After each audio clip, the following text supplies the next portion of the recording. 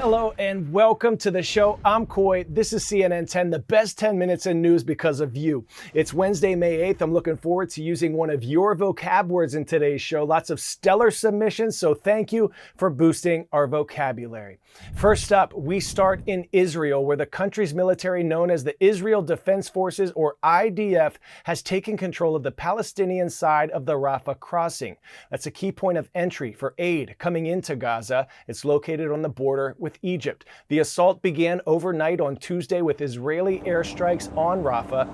Medical officials there say 23 people were killed. Soon after, the IDF rolled tanks into the area, replacing Palestinian flags with Israeli flags. This new offensive comes as ceasefire negotiations between Israel and the terror organization Hamas, which runs Gaza, have hit a snag.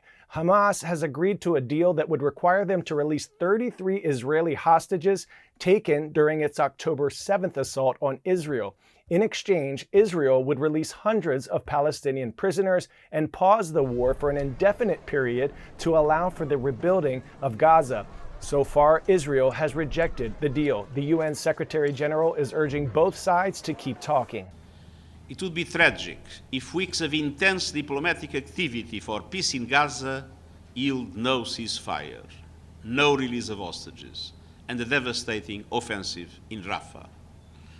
I reiterate my appeal for both parties to show the political courage and spare no effort to secure an agreement now, to stop the bloodshed, to free the hostages, and to help stabilize a region which is still at risk of explosion.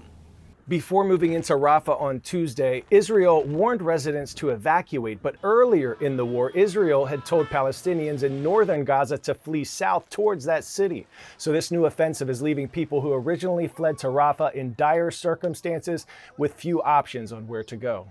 Next, we head to Oklahoma, where giant hail, hurricane-force winds, and devastating tornadoes tore through parts of the state Monday night, killing at least one person and injuring multiple others. Tornadoes and inclement weather also causing considerable damage in Missouri and Tennessee. The residents of Barnesville, Oklahoma, are all too familiar with this kind of destruction. This tornado was the second in a little over a month to hit the small city with a population of about 1,000 people. CNN's Lucy Kavanaugh is on the ground to show us the damage up close. Behind me, a residential home. The parts that were built out of stone still sort of standing, but a lot of this no longer livable. The family will have to find another place to live. As we walk over here, this was a garage structure that also was a part of this property. And that tornado, the direct hit here, flattening this structure. I don't know if you could see it behind me, but over there is a pickup truck. It just gives you a sense of the scale of this destruction.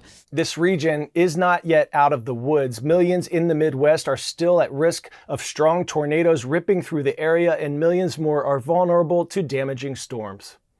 Boeing's Starliner needs a do-over. We told you earlier this week that the new spacecraft was supposed to take off Monday night with astronauts on board for the first time. But shortly before launch, there was an issue with the rocket that propels the capsule into space. CNN's Kristen Fisher explains what happened. About 2 hours before lifting off with two NASA astronauts, Suni Williams and Butch Wilmore, on top inside that Starliner spacecraft, the ground teams discovered an issue with a oxygen relief valve on the second stage of the Atlas V rocket. This is a valve that essentially releases some pressure from the oxygen, the liquid oxygen that's building up in the tank. Liquid oxygen is one of the propellants that fuels the Atlas V into space. And so the United Launch Alliance says this is typically a pretty minor issue that they've experienced before. They know how to troubleshoot.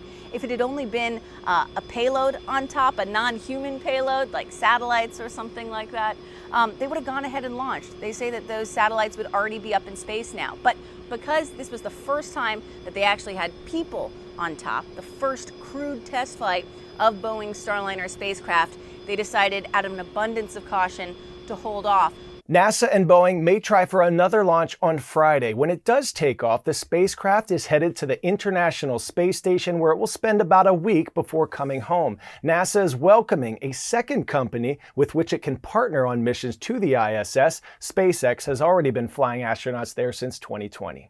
In South Africa, rescue operations are underway in the city of George after a multi-story building collapse left dozens of people trapped under debris. Rescue teams are working quickly to save as many people as possible. At least 26 people have been pulled from the rubble, but dozens more are missing and at least 6 people have been killed. South Africa's president is offering his condolences to families who lost their loved ones.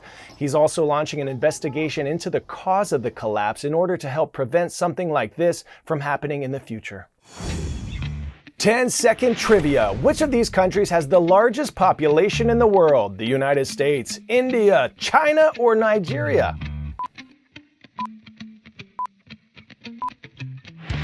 If you said India, then India. With more than 1.4 billion people, the South Asian nation edged out China last year as the world's most populous country, according to the UN.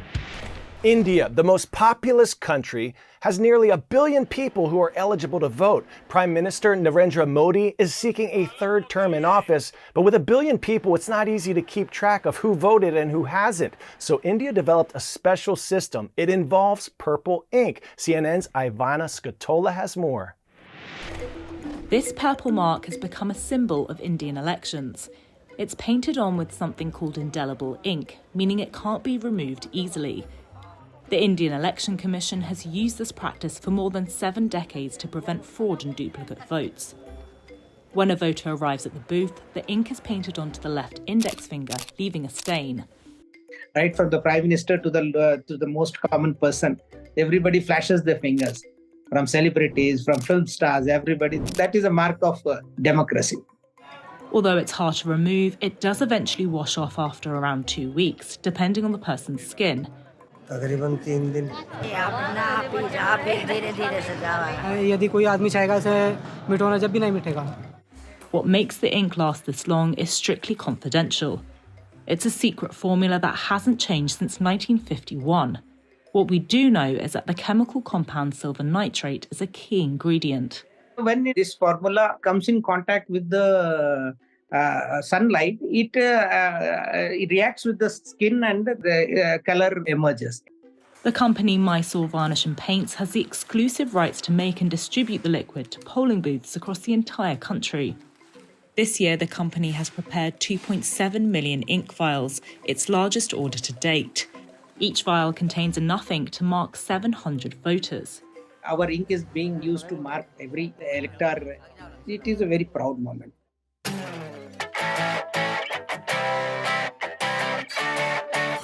Today's story getting a 10 out of 10 is a feel-good story. LaToya Keeling made some friends with 2 young bulls in a pasture next door by doling out a bunch of bananas. They found the fruit appealing. But LaToya was utterly shocked when one of those incorrigible bulls busted through the fence and showed up at her house. She called the police, who helped move the bull back to its farm, but not before milking the situation for a few selfies. Here's LaToya's advice. Don't feed young bulls bananas. They're like cats. They'll come back.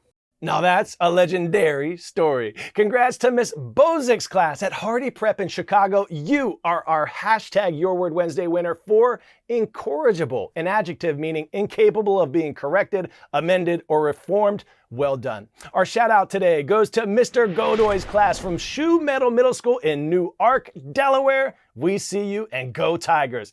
This shout out goes to Aloha Huber Park in Beaverton, Oregon. Thanks to Miss Tofty's class, the 7th graders there for requesting the shout out, You Rock. Rise up. Remember, the day doesn't make you, you make the day. So let's make it a great one, right? I'm Coy, this is CNN 10, and I'll see you tomorrow.